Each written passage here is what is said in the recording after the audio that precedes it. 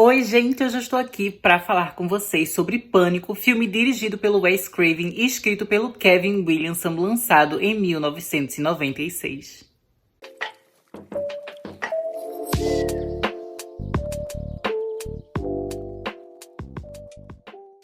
Gente, assim, eu sou muito fã da franquia Pânico, é uma das minhas franquias favoritas, assim, da vida. E especialmente o primeiro filme de Pânico, né, gente? Ele é um dos meus favoritos da vida inteira, sabe? Eu amo muito essa história. E eu revi todos os filmes, né, ano passado, quando foi rolar o lançamento do filme Pânico 5, né? E, inclusive, aqui no canal tem vários vídeos sobre Pânico, né? Eu já fiz um ranking dos filmes, eu já mostrei minha coleção, né, dos filmes em Blu-ray. Eu falei aqui sobre o quinto filme, quando ele lançou no cinema ano passado, e também fiz alguns vídeos, né, comentando teorias e algumas notícias que saíram a respeito do sexto filme, né, que vai lançar esse ano, vai lançar em março desse ano, né, Pânico 6. E assim, a minha ansiedade, gente, pra ver Pânico 6 tá nas alturas. Eu amei o último trailer que saiu, inclusive fiz uma análise aqui no canal recentemente. E como vai ser lançado, né, gente, o sexto filme em breve, eu queria fazer uma maratona da franquia Pânico, né, e rever todos os filmes. E dessa vez eu achei que seria legal me gravar aqui revendo todos os filmes, né? Então, basicamente, eu vou ligar aqui minha televisão, vou assistir os filmes, né, um por um. E logo depois que o filme terminar, né, que eu terminar de rever o filme, eu vou aqui ligar a câmera e conversar com vocês, né, relembrar os principais pontos dos filmes, né, comentar o que eu acho de cada filme. Então, acho que vai ser muito legal pra gente ter, né, toda essa comemoração, assim, essa celebração da franquia Pânico como um todo aqui no canal antes do lançamento do sexto filme. E uma coisa, gente, que me dá uma raiva enorme é que no Brasil eu tenho a minha coleção completa da franquia Pânico, né? Eu tenho um Blu-ray de todos os filmes, Pânico 1, Pânico 2, Pânico 3, Pânico 4 e o Pânico 5, né? Que no caso é só Pânico, mas eu chamo de Pânico 5. E aí, aqui, eu vim pro Canadá e eu não trouxe meus Blu-rays, né? E eu fiquei com ódio, gente, porque pra assistir os filmes eu tive que baixar, né? Baixar não, né? Eu tive que fazer assinatura de um streaming.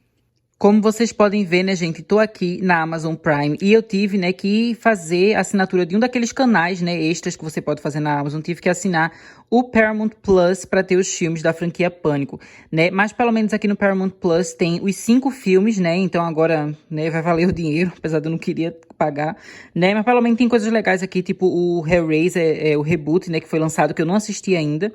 Tem aqui, né, que foi lançado por aqui no Canadá. E também, né, tem todos os filmes, gente. Não todos, na verdade, mas tem os 8 primeiros filmes da franquia, Sexta-feira 13, né? Então acho que eu também vou aproveitar para fazer vídeo, né? Digam aí nos comentários se vocês têm interesse, né, em vídeos comentando toda a saga, né, de Sexta-feira 13. Mas pelo menos, né, aqui consegui ter todos os filmes da franquia Pânico, que vai ser bem útil para eu conseguir fazer todos esses vídeos, né? Já que infelizmente meus Blu-rays, né, da franquia estão tudo no Brasil, então não tem como assistir. Mas enfim, né, gente, deixa eu logo parar de enrolação e ir assistir o primeiro filme da franquia Pânico, né, para depois conversar com vocês.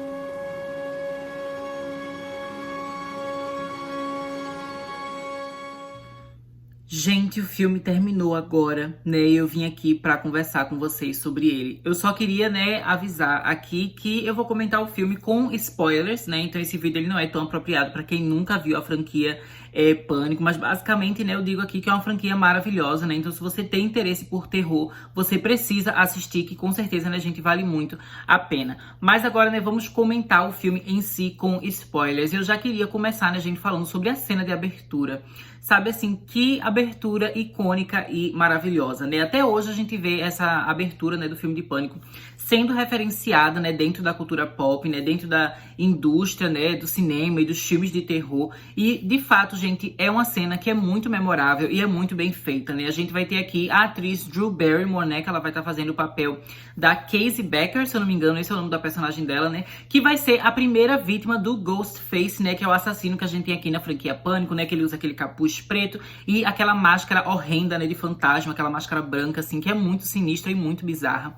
E basicamente, né, gente, essa cena de abertura, ela é tão perfeita que ela serviria como um curta-metragem, sabe, independente do restante do filme. Se eles tivessem lançado apenas os 13 minutos iniciais desse filme, né, gente, em formato de curta-metragem, já seria uma obra magnífica que eu tenho certeza que teria marcado o cinema por si só, né, porque realmente é uma coisa, assim, muito bem feita, muito bem escrita, sabe, os diálogos são incríveis, porque aqui a gente vai ter, né, a personagem da Casey, né, ela vai receber uma ligação do assassino, né, o Ghostface, e ele começa a conversar com ela, né, ele começa a conversar ali sobre filmes de terror, terror, né, que ela tá se preparando pra assistir ali um filme. E aí a conversa vai começando de um jeito, assim, que é até divertido, né, o Ghostface, ele tem uma voz que chega até a ser meio sensual, assim, né, eles começam a falar de filme de terror, que eles gostam mais, e aí tem referência a Halloween, tem referência à Hora do Pesadelo, mas aos poucos, nessa conversa vai ficando cada vez mais e mais sinistra, né, quando ele dá a entender que ele está observando ela. E aí ela começa a ficar chocada, né? Tipo, como assim esse cara estranho que tá falando comigo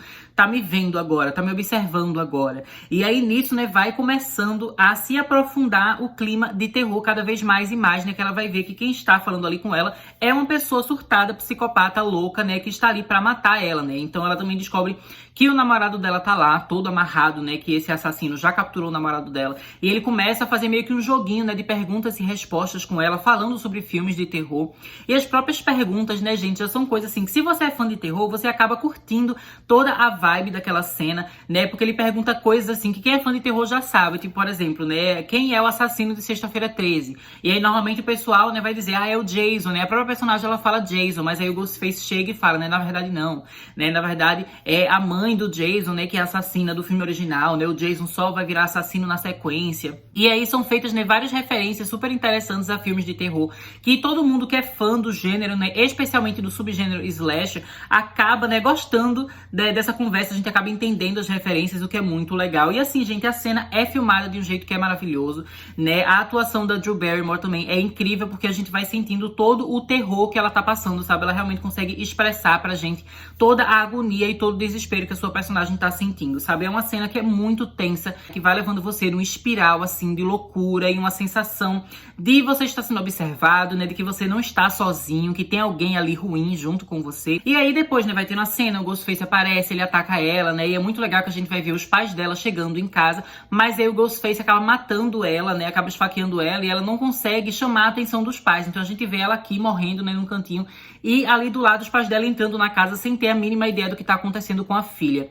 E é uma cena da gente, assim, muito incrível também quando ela aparece morta, né? Eu lembro que eu achava horrível a cena dela ali, do corpo dela, né? Que tinha tirado as tripas dela também, assim, horrendo. Ela toda melada de sangue. E com certeza, né, gente, para o pessoal que viu na época que o filme foi lançado, deve ter sido um choque enorme. Porque a Drew Barrymore, né, ela é a atriz mais famosa que estava participando desse filme de Pânico aqui na época, né? Os outros atores, a maioria, não eram tão conhecidos quanto ela. Então todo mundo pensava que a Drew Barrymore, ela ia ser a grande estrela do filme, né? Ninguém esperava que ela fosse morrer logo na cena inicial, né? Então acabou sendo um choque muito grande para as audiências lá da época. E acabou marcando muito todo mundo, né? Ver a Drew Barrymore, né? Que era uma pessoa que todo mundo gostava tanto, morrer de forma tão horrível ali no início do filme.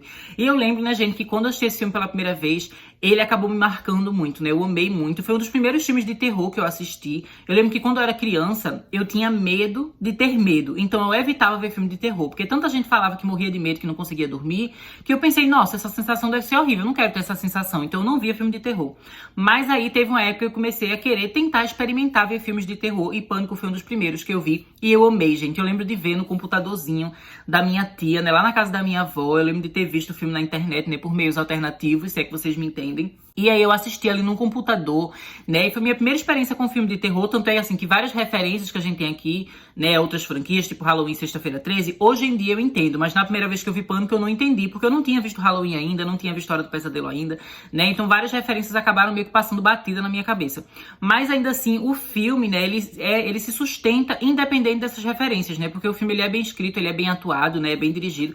Então você acaba se sentindo imerso ali naquele momento, assim, de terror e de tensão, né? Eu lembro de que foi uma experiência muito incrível, né, gente? E uma das coisas que eu mais gosto sobre a franquia Pânico, especialmente sobre esse primeiro filme aqui, é que você tem uma sensação de que você tá vendo uma história que ela é verdadeiramente, assim, rica, que tem muitos personagens e muitos acontecimentos pré-existentes, sabe? Tem como se fosse, assim, uma backstory, né? Uma narrativa anterior àquilo que a gente está vendo no presente aqui do filme, né? Porque depois que a gente tem essa abertura, que a gente vê a Casey morrer, a gente vai acompanhar a personagem Sidney Prescott, né? Quem vai fazer o papel dela é a Neve Campbell. E ela é a personagem que, de fato, é a protagonista desse filme aqui, né? Então a gente vai conhecer ela, a gente vai ver ela na casa dela, né? Que ela mora com o pai dela. O pai dela vai sair pra viajar. A gente conhece também o Billy Loomis, né? Que é o namorado dela. A gente vai conhecer os amigos dela, né? Que tem a Tatum, né? Que é uma amiga dela muito maravilhosa, né? A gente vai ter o Stu, que é o namorado da Tatum. A gente vai ter o Randy, né? Que é um menino que trabalha numa locadora, que ele ama filmes, né? Especialmente filmes de terror. terror, ele é bem nerd, conhece tudo de cinema.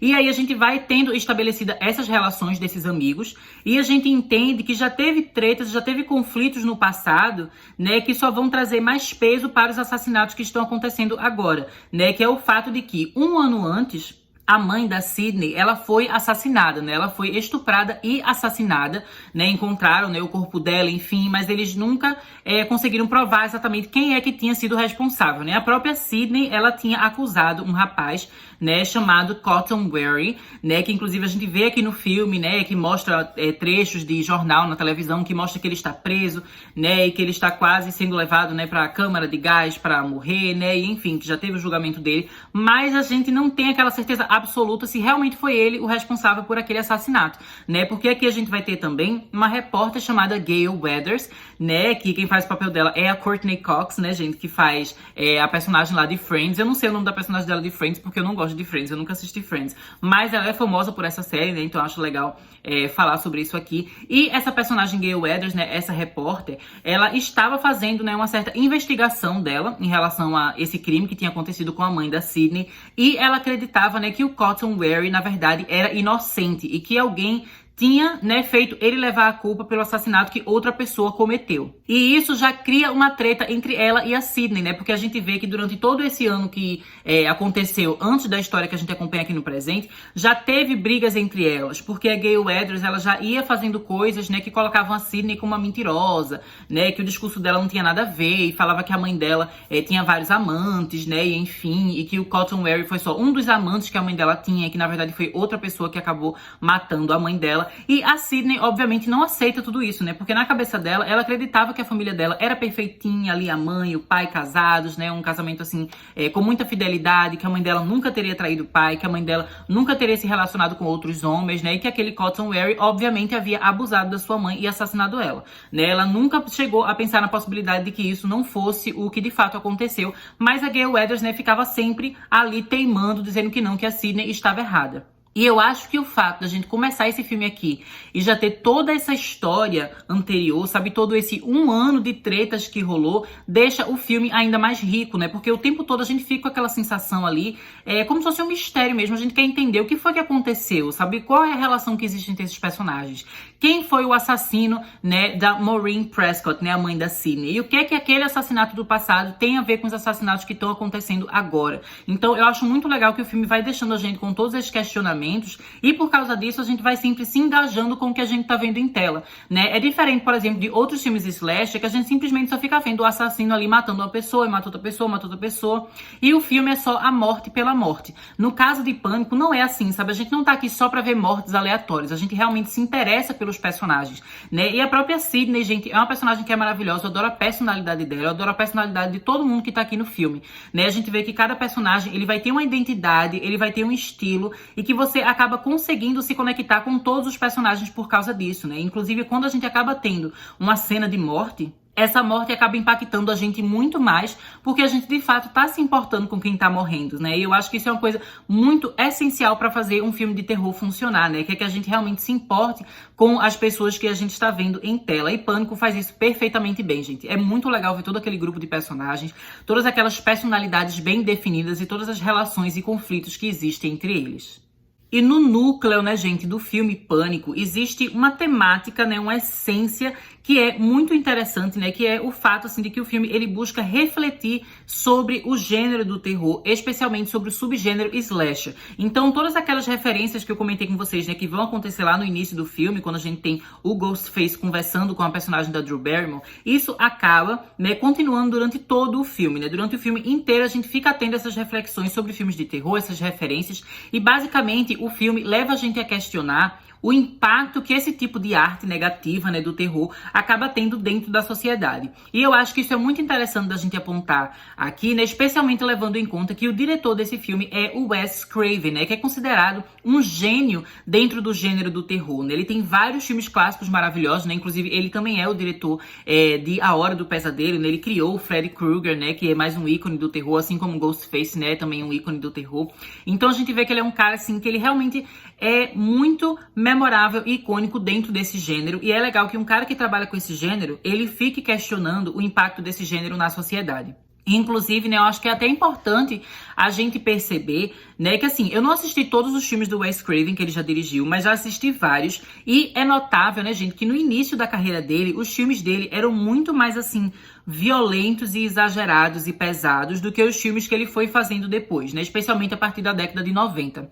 Esse próprio filme Pânico, né, em relação aos filmes antigos do Wes Craven, ele já é um pouco menos violento, ele já é um pouco menos pesado, assim, porque se você for ver, por exemplo, Aniversário Macabro, que, se eu não me engano, em inglês se chama, né, The Last House on the Left, alguma coisa assim, né? É um filme, gente, que é horrível, que mostra cenas, assim, muito explícitas de violência, de abuso sexual, sabe? Que é uma coisa, assim, muito pesada, muito horrenda e muito horrível. E às vezes eu sinto que é como se existisse dentro da cabeça dele, assim, uma certa culpa, como se fosse ele tentando se questionar. Será que a arte que eu faço, os filmes que eu faço, eles têm um impacto ruim na sociedade? Ou será que é simplesmente um entretenimento que é legal, sabe? Filmes de terror são válidos ou não, né? Os filmes de terror, eles são responsáveis por criar psicopatas? Ou, na verdade, as pessoas nelas já são ruins por elas mesmas e o filme de terror, no máximo, só dá uma certa inspiração, uma certa criatividade, né? Todo esse tipo de questionamento é feito aqui, né, dentro de Pânico, e eu acho que isso é super legal, especialmente pra gente que gosta de terror, que é fã do gênero de terror, né? E que acaba sendo questionamentos, assim, que é legal a gente sempre tá tendo, né? E é por isso que Pânico é um filme que é legal da gente sempre revisitar. E por isso que eu sempre gosto mais e mais desse filme, toda vez que eu assisto ele de novo depois de alguns anos, né? Sempre tem questionamentos aqui que são super legais. Inclusive, né, gente, pra quem gosta de filme de terror, que questiona sobre o terror e reflete, né, sobre o impacto do terror na sociedade, eu aproveitaria aqui pra indicar também, né, um filme que se chama Violência Gratuita, né, Funny Games, que também faz essa reflexão, né, que é um filme que é bem interessante, né, bem impactante, e que eu acho que é muito inteligente e muito refinado,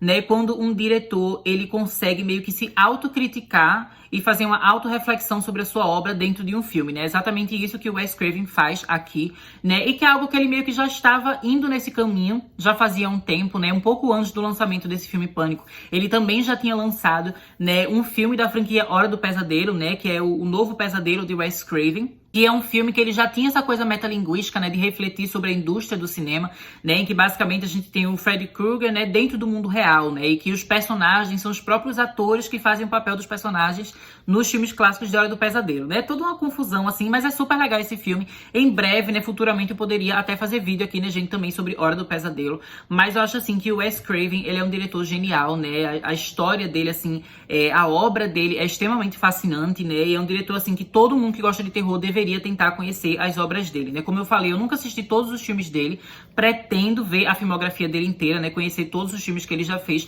mas até agora, né, todos os que eu vi, eu sempre achei que foi uma experiência muito válida, né? E que acabou acrescentando muito na minha bagagem, né? Enquanto fã de terror.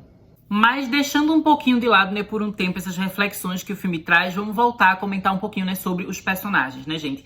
Uma coisa que eu acho super legal que a gente tem nesse filme, né, e que vai acabar perdurando durante toda a franquia, ou pelo menos os 5 filmes que a gente tem até agora, né, o 6º, infelizmente, não vai perdurar, né, que é a relação, gente, entre a Gale Weathers e o Dewey Riley, né? Que é um policial que a gente vai conhecer aqui nesse filme, né? Que ele é irmão mais velho da Tatum, né? Que é a amiga da Sidney. E existe toda uma relação entre eles, né? Um relacionamento entre eles que vai se iniciando aqui nesse primeiro filme que eu acho super fascinante. A Gale Weathers, né, ela é uma pessoa assim que ela é muito narcisista e egocêntrica e ambiciosa e que ela só pensa na carreira dela, né? Então ela vê esses casos assim de assassinatos, de coisas horríveis acontecendo e ela meio que não tem nenhuma sensibilidade para lidar com aquilo, né? Ela só pensa, meu Deus, o dinheiro que eu posso ganhar com isso, a audiência que eu posso ganhar com isso, né? Quantos livros eu posso vender? Porque a gente vê, né, que ela tá escrevendo um livro sobre o caso que aconteceu, né, com a mãe da Sidney, né? E, enfim, então a gente vê que ela vê toda essa desgraça que acontece, toda essa questão do crime, como uma forma dela lucrar e dela se tornar cada vez mais famosa. Já o Dewey, né, gente, ele é uma pessoa, assim, que ele é super inocente, super ingênuo e super bondoso. A gente vê que ele é uma pessoa, assim, que é muito fofinha, muito incrível. E aqui no filme, né, gente, a Gale, ela quer meio que estar a par de tudo que está acontecendo. Então ela quer ter um contato ali dentro da polícia pra saber como é que tá andando a investigação, quem são os suspeitos e tudo mais. Então ela começa a se aproximar do Dewey, né, manipulando ele, se aproveitando do fato, né, de que ele tem tem um crush nela, né? Que ele assistiu o programa dela na televisão e ela vai manipular ele pra ficar sabendo essas informações e pra estar ali, né, próxima de tudo o que está acontecendo. Mas acontece, né, que no decorrer do filme, a gente vai vendo que ela de fato começa a gostar dele, né? Isso é algo que vai ser melhor trabalhado nas outras sequências, mas eu acho que aqui nesse primeiro filme o relacionamento dele já é trabalhado de um jeito que é muito legal, né, gente? Você vai vendo que no decorrer do filme, ela meio que vai perdendo aos poucos aquele posicionamento, aquele comportamento dela, assim, que é muito frio e calculista, e ela acaba de fato meio que se encantando com a ingenuidade e a bondade dele, né? Que parece ser algo que meio que não existe tanto assim no mundo em que ela vive, no contexto que ela vive, né? Que é aquela coisa de trabalhar na televisão, de querer ser uma estrela, de lutar por audiência e tudo mais. Então é provável que ela não tinha pessoas com essa personalidade próximas a ela. E a partir do momento que ela começa a se aproximar do Dewey, ela começa a ter uma certa outra visão de mundo, né? E outro tipo de relação que provavelmente ela não teria, né? Em outro contexto. Então eu acho super legal, né, gente, esse relacionamento que é criado aqui entre eles. Isso só fortalece aquela questão que eu falei, né? Que Pânico é um filme que a gente realmente vai se importando com os personagens. E por causa disso, sempre que a gente vê eles em perigo, né? Sempre que o Ghostface, o assassino, aparece, a gente acaba temendo bastante pela vida desses personagens. Apesar, né, gente, da história de Pânico, ela ter muitos personagens e muitos acontecimentos interessantes, é interessante a gente pensar, né, que basicamente tudo acontece em 2, 3 dias, né? Porque a gente vai ter uma noite que tem a morte da Casey, né, e do namorado dela.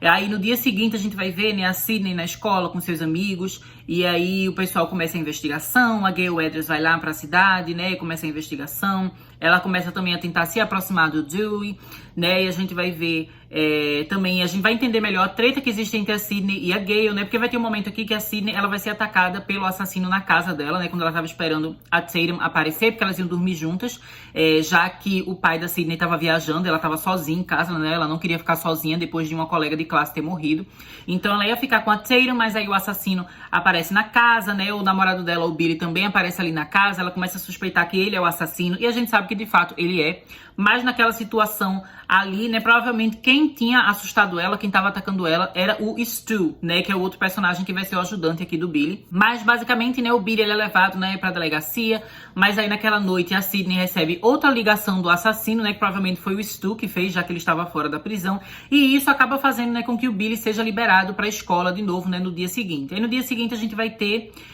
meio que ela e o namorado tendo aquela relação meio esquisita ali, porque ele fala, não, né, porque você me deixou ser preso ali por uma noite, porque você não confiou em mim, você pensou que eu era o assassino. Eles também têm umas brigas ali, porque a gente vê que ele quer ter relações sexuais com ela e ela não tá se sentindo preparada pra ter esse tipo de relação com ele, especialmente depois do trauma que ela passou com a morte da mãe, né, que lembrando que além de ter sido assassinada, a mãe dela também tinha sido abusada, né, então ela tava com dificuldade ali de ter esse tipo de relação com o namorado dela. E eu acho legal, né, gente, que o filme ele meio que já estabelece aqui que o Billy, ele é meio tarado, né, que ele não respeita muito essa dificuldade que a Sidney tá sentindo pra ter relações sexuais naquele momento, né. Eu acho que isso acaba fazendo muito sentido, dando sentido, né, pra uma reviravolta que a gente vai ter lá no 5º filme, que a gente vai descobrir, né, que nessa época aqui o Billy, ele teve uma filha chamada Sam, né, com uma mulher, que ele acabou traindo a Sidney. E realmente é algo que consegue se encaixar bem na cronologia, porque aqui nesse filme, além da gente saber que o Billy, de fato, ele queria, né, transar com alguém e a Sidney não queria, a gente também vê ele falando com outras mulheres, né, tem uma cena aqui dele na locadora, né, que inclusive o Randy fala, nossa, não sei como eles soltaram o Billy tem super cara de assassino, eu tenho certeza que ele é um assassino mesmo. E aí mostra, né, que lá longe tá o Billy conversando com as meninas ali na locadora, né, então a gente vê que faz sentido, de fato, ele ter traído a Sidney e ele ter engravidado outra jovem, né, outra menina ali naquela época. Mas então, né, depois que a Sidney e o Billy, eles se reencontram ali na escola, eles têm ali um momento de conflito, de discussão ali, né, porque ele fala que ela não aceita tocar nele, né, e enfim, eles têm toda uma briga, ela acaba indo pro banheiro, no banheiro aparece mais uma vez o Ghostface, né, tentando atacar ela, e ela foge do banheiro, enfim, a diretoria da escola acaba descobrindo, né, enfim, as aulas são canceladas naquele dia, e eles colocam, né, um toque de recolher pros jovens voltarem mais cedo pra casa, né, pra ficarem seguros, ficarem com as suas famílias, mas os jovens são completamente sem noção, né, gente, então a família do Stu tá viajando e o Stu decide fazer uma festa lá na casa dele, que obviamente já era um plano dele e do Billy, né, pra conseguir matar um bando de gente e colocar a culpa no pai da Sidney, né, que eles sequestraram o pai da Sidney, estavam com ele lá amarrado, né, e todas as ligações que eles estavam fazendo, né, usando o número do pai da Sidney, né, pra que tudo levasse ele a ser o culpado no final, né. Então a gente vai ter essa festa, né, gente, na casa do Stu, que, assim, é cheia de momentos icônicos, né. Esse filme Pânico, gente, é cheio de momentos icônicos e memoráveis. memoráveis, né? E eu acho, assim, que um momento, por exemplo, que eu posso dizer aqui, é a cena da morte da Tatum, né, a amiga da Sydney, que ela morre ali naquela portinha, né, da garagem, que, gente, é uma cena que é muito maravilhosa, muito icônica, muito memorável. E eu amo a personagem da Tatum, né? Eu amo a personalidade dela, o jeito debochado, assim, quando ela vê o Ghostface. Ela não acredita que de fato seja o assassino, né? Então ela fica ironizando com ele, né? Ela fica falando, chamando ele, né, de Mr. Ghostface, né? Senhor cara de fantasma, que é daí que vem o nome, né, que a gente dá para o assassino. E é toda uma cena que é muito legal, gente. Eu amo a personalidade dela, inclusive eu fico com pena que ela morreu, né? Eu acho que muita gente gostaria de ver mais da Tatum, mas eu também acho que a morte dela é tão memorável que valeu a pena, né? A cena é toda incrível. A gente também tem um momento aqui muito maravilhoso, né? Que o Randy, ele tá assistindo o filme Halloween. E aí tem um momento que ele tá apontando pra personagem, né, a Laurie Strode, que o Michael Myers tá atrás dela e ela não tá olhando. Então ele fica falando, né, olha pra trás de você, olha pra trás de você. E aí, ao mesmo tempo que isso tá acontecendo, o próprio assassino, né, o Ghostface, também está atrás do Randy, né? E o Randy, ele não olha pra trás, apesar dele estar falando pra a Laurie Strode olhar pra trás, né, na tela da televisão. Então cria todo esse contexto, assim, de metalinguagem, né, da arte imitando a vida, né, a vida imitando a arte. Então é muito legal essa cena também, né? Todos aqueles momentos na casa, pra mim, são incríveis, né? Que a gente tem o terceiro ato, que pra mim é um dos melhores terceiro atos, assim, de filme de terror que eu já vi. Eu amo, gente. Especialmente porque o Wes Craven aqui, ele dirige muito bem e ele consegue estabelecer perfeitamente a ambientação daquela casa. Então a gente realmente consegue se imaginar dentro daquela casa, a gente entende bem como tudo funciona, né? Onde é aquela parte da garagem, onde é a parte que tem a cozinha, onde é a parte que tem a sala, os andares de cima, né? Então ele vai estabelecendo exatamente como é, assim, a planta da casa. E aí quando começa a confusão, que o assassino tá lá, que o pessoal começa a fugir, tentar se esconder, a gente acaba tendo muito espaço dentro daquela casa, porque é uma casa enorme, para várias coisas irem acontecendo, né? Então eu acho que tudo isso é muito bem feito, né? A Gale Weathers também vai estar lá, porque ela vai querer, né, investigar o que é que tá acontecendo, e ela tá com o Dewey, então a gente meio que acaba tendo todos os personagens importantes aqui do filme presentes ali naquele final dentro daquela casa, e é tudo, gente, muito, muito incrível. Inclusive, o momento que de fato a gente tem a descoberta, né, de quem são os assassinos, é uma coisa muito maravilhosa, né, quando a gente vê que de fato é o Billy e o Stu que estão ali fazendo uma dupla e sendo os assassinos. Eu acho muito maravilhoso, né? E mais uma vez vai continuando aquela coisa que eu tenho falado desde o início do vídeo, né? Que é sobre o filme, ele refletir sobre terror e fazer referências do terror, né? O personagem do Randy, que é o nerdinho que adora terror, ele acaba explicando aqui várias regras e vários clichês que acontecem nos filmes de terror, especialmente nos filmes slasher. E é muito legal como o filme acaba quebrando nossa expectativa, né? Na forma como ele vai utilizando esses clichês. Então eles chegam a citar aqui, por exemplo, né, aquela questão de que normalmente a Final Girl, que é a personagem sobrevivente, é sempre aquela menina que é a certinha, que é a virgem, que é a que não usa drogas, e enfim. E enquanto ele tá falando isso, né, a gente vai ver a Sydney, de fato, tendo relações sexuais pela primeira vez com o Billy. Então ela não vai ser mais virgem, né? Então ela não seria mais uma Final Girl, ela não seria mais pura. Então ela acaba podendo morrer. Isso acaba criando um sentimento de nervosismo na gente, porque a partir do momento que a gente entende essas regras do terror, a gente entende, né, que tudo nos leva a crer que a Sydney deveria morrer, né? Então eu acho muito legal essa brincadeira que eles acabam fazendo, né? Também tem aquela questão, né, de que ele diz assim, que você nunca pode sair e dizer, daqui a pouco eu volto, né? Porque normalmente a pessoa que fala isso, ela nunca volta, ela acaba morrendo. E aí o Stu fala isso, né? E você fica com aquela expectativa, nossa, o Stu vai morrer, porque ele falou essa frase. Mas na verdade não, né? Porque ele é o assassino, né? Então fica tendo toda essa quebra dos clichês, né? E todas essas referências e piadas, assim, coisas super engraçadas em relação ao gênero do terror. Mas ao mesmo tempo que essas referências, elas são engraçadas e são divertidas, elas não tiram o peso, né, da tensão que a cena tem, do suspense que a cena tem, sabe? O suspense é muito bem construído, gente. Eu amo aquela cena que a Sydney, ela tá dentro do carro e o Ghostface tá do lado de fora do carro, meio que tentando pegar ela, né? E ela tá tentando sair com o carro e o carro não tá pegando. Aí o Ghostface mostra que ele tá com a chavezinha assim na mão dela, né? Eu acho toda essa cena muito maravilhosa, gente. Esse terceiro ato, ele sabe muito bem construir esse suspense e fazer o espectador ficar, né, com um nervosismo, assim, com uma agonia com tudo que está acontecendo. E aí, né, quando finalmente tem o momento, né, que tem a revelação de que é o Billy e o Stu que estão matando todo mundo, eu amo toda aquela cena, gente, de como eles vão meio que descrevendo o plano deles pra Sydney, eles explicam, né, pegam o pai da Sydney que tá ali, né, eles dizem que pretendem fazer o pai da Sydney parecer que era o assassino, eles pretendem também um esfaquear o outro pra eles terem marcas, né, de violência e todo mundo pensar que eles eram vítimas, né, e aí o Billy, ele explica, né, que a mãe dele acabou abandonando a família dele, abandonando entre aspas, né, porque descobriu que o pai do Billy traiu a mãe com a Maureen Prescott, né? Ou seja, com a mãe da Sydney. Porque a mãe da Sydney, eles falam que ela era como se fosse, assim, a pegadora geral da cidade, né? Então ela traiu o marido e ficava com vários homens. E ela acabou ficando com o pai do Billy. E aí a mãe do Billy, né? Ela descobriu o que tinha acontecido e acabou se separando do marido, né? Então o Billy, ele tem essa raiva, ele acredita que ele perdeu a mãe dele por causa da mãe da Sydney, né? Então foi por isso que ele matou a mãe da Sydney. E agora, um ano depois de ter matado a mãe da Sydney, ele quer matar também a própria Sydney, matar um bando de gente ali na cidade e conseguir, né, sair ileso de toda essa situação, se passando por uma vítima e culpando o marido, né, da Maureen Prescott, né, o pai da Sydney. Já o Stu, a gente vê que ele não tem uma motivação.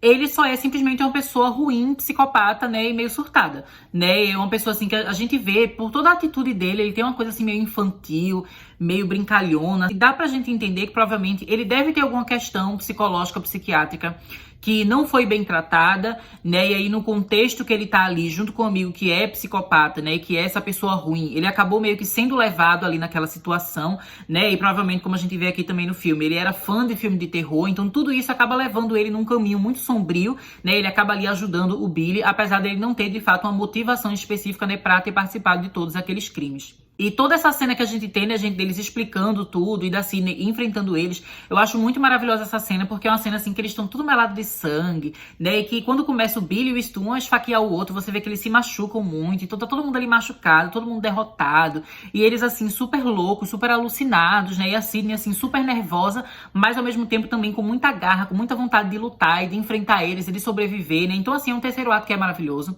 Eu adoro todos esses personagens, né, e de fato a gente vai ter aqui a Sydney conseguindo vencer, né? Ela consegue matar o Stu e o Billy. E, inclusive, né, gente, sobre a morte do Stu, algumas pessoas têm teoria de que o Stu talvez tenha sobrevivido, né? Aqui no caso, a Sydney, ela joga uma televisão, daquela televisão tijolão antiga que a gente tinha na década de 90 e joga na cabeça do Stu, né? O que provavelmente teria matado ele, mas eu sei que tem algumas pessoas que têm teoria de que ele não morreu.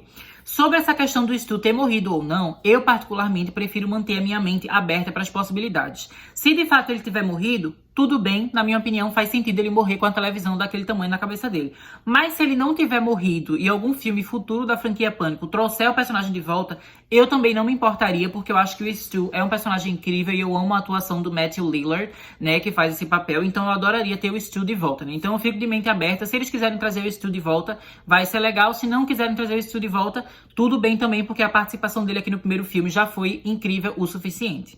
Mas continuando, né, a gente tem a Sydney enfrentando o Billy, né, é legal que tem um momento aqui que a Sydney, ela acaba usando a roupa, né, do Ghostface, usando a máscara e tudo, né, ela também usa a maquininha de modificar a voz e liga pra eles, né, então assim, é toda uma cena muito incrível, ele acaba morrendo, né, então a gente acaba tendo aqui como sobreviventes o Randy, né, a Sydney, o Dewey e a Gale, né, e é legal que o filme vai terminar aqui com a Gale, né, ela toda cheia de cicatriz, toda cheia de corte aqui, já sendo gravada, né, pra passar na televisão, ela explicando, né, tudo o que aconteceu e dizendo, né, que ela foi uma testemunha ali, que ela estava no meio da confusão, né, e a gente vê também a Sydney super triste com tudo que aconteceu, mas com aquele comportamento dela, aquela garra dela, né, de que ela não vai desistir de viver, né, e que ela vai continuar seguindo em frente. Basicamente, né, gente, Pânico de 1996 é um filme incrível, impecável, né, super bem dirigido, com personagens super bem desenvolvidos, né, com atuações também muito boas, muito eficientes, sabe, um roteiro super bem escrito, super inteligente, né, com boas reflexões, com boas analogias, né, e metáforas e alegorias e reflexões sobre o gênero do terror, né, e referências a clichês e tudo mais, né, então é um filme que ele é muito bem pensado, ele é muito inteligente, ele é muito divertido de assistir, ele é assustador, sabe, ele tem um quê, assim, violento, né, eu acho que de todos os filmes da franquia Pânico até agora, esse primeiro, ele de fato é o mais violento, né, o que tem mais sangue, especialmente no terceiro ato, né, no enfrentamento final da Sydney com o Billy e o Stu, é bem sangrento, mas ao mesmo tempo não chega a ser uma violência tão explícita e tão horrível quanto a que tinha nos primeiros filmes do Wes Craven, né, como Aniversário Macabro e Quadrilha de Sádicos, né, então é uma violência que é um pouco mais light, assim, um pouco mais tranquila, e é um filme que pra mim faz todo sentido que ele ainda seja tão renomado, tão relembrado e tão amado até os dias de hoje, né, gente? É um verdadeiro clássico que eu acho que todo mundo deveria assistir, né? Inclusive, se você já viu, deveria assistir de novo e de novo e de novo, né? Porque é incrível. E, na minha opinião, faz todo sentido que, a partir desse filme aqui, tenha sido criada, né, uma das maiores e melhores franquias da história do cinema slash, né, da história dos filmes de terror. Eu amo a franquia Pânico, né, e assim, a minha vontade de continuar revendo os filmes, né, só aumentou ainda mais. Então, se você gosta de Pânico, não deixa de se inscrever aqui no canal, porque eu vou fazer vídeo, né, falando sobre Pânico 2, Pânico 3, Pânico 4, Pânico 5, e vou comentar aqui, né, gente, todas as notícias e novidades que saírem de Pânico 6, até que o filme, de fato, seja lançado nos cinemas em março desse ano, né, de 2023. Então é isso, né, gente? Deixo vocês por aqui. Até mais!